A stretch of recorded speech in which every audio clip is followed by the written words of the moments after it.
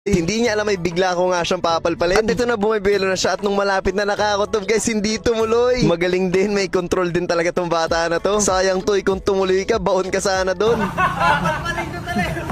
Sige ko, sabay na. Sabay daw ako. Napasabay ako. Tingnan natin. Sobrang lakas ng loob ko ng mga oras na yan guys. Pakiramdam ko talaga ibabaon ko itong si Tutoy. At ito na, bumuelo na. Pero nagulat ako, halos magkasing taas lang yung kamay namin. Ibig sabihin, ang taas ng talo na itong si Tutoy. Mamaya-maya lang umulit pa talaga. Pero dito medyo naabot ko na, Tutoy. Ayun, napalpal ko siya. Akala mo talaga ang tataas tumalon eh, no? Ito nakakatawa at dahil tumalon ako ng 3 beses, medyo gumaan yung pakiramdam ko. Tinan niyo yung sinabi ko. Ay, si Makol babantay ko. Oo nga Coach Mab, naniniwala na ako sa magaan yung pakiramdam mo. Wasak yung board. Bigla namang may naisip ako. Sabi ko kay Tutoy, ako naman yung sasalpak, ikaw naman yung sumabay. Talagang pakiramdam ko no mga oras na to ipoposterize ko tong bata na to. Nire-ready ko na talaga yung legs ko dito. Ito na, yari ka Tutoy. Tumayo na itong si Coach Mab.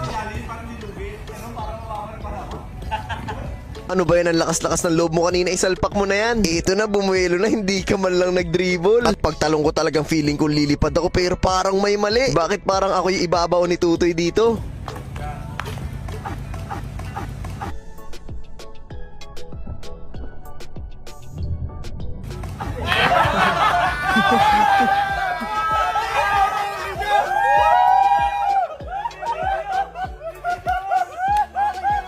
Hindi nga ako nagkamali sa pakiramdam ko na para ako mapapalpal, na baon pa tayo. Tapos pagbagsak ko hindi kinain ng legs ko, gumulong pa tayo. Papalakas tayo ng legs hanggang sa maposterize natin itong si Tutoy. Kaya dito sabi ko kay Coach Jake, tara kain na lang tayo. Hindi ko rin napansin na dun pala sa paggulong ko meron pala akong sugat sa kamay. Ngayon ko lang nalaman, hindi ko to makakalimutan, binuo na tayo, nagkasugat pa tayo. Parang pumasok ata yung bato dun sa loob ng balat ko. Pero guys, bago tayo matapos, meron akong gustong i-share sa inyo. Para sa mga taong talagang totoong naniniwala at sumusunod kay Lord. Sabi sa Psalm 112 verse 7, they do not fear bad news. They confidently trust the Lord to care for them. Na hindi sila nag-worry sa mga biglaang changes na nangyayari sa kanila. Usual response sa mga tao kapag may nangyayaring ganun ay nagpapanik sila. Kaya madalas din dahil punong-puno sila ng emosyon ay mali-mali yung desisyon na ginagawa nila. But if you confidently trust the Lord, hindi ka kakabahan kasi kahit anong mangyari dyan sa harapan mo, you will never ever walk by sight or kung ano man yung nakikita ng mata mo. You will always walk by faith at alam mong hindi ka niya papabayaan. Gusto ko lang sabihin sa inyo, sobrang sarap kaya mabuhay sa